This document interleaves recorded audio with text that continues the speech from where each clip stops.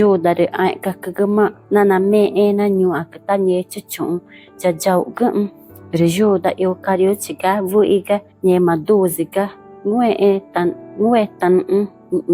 rồi rô đều phải cứ ai cả cái tan va na mà cha mẹ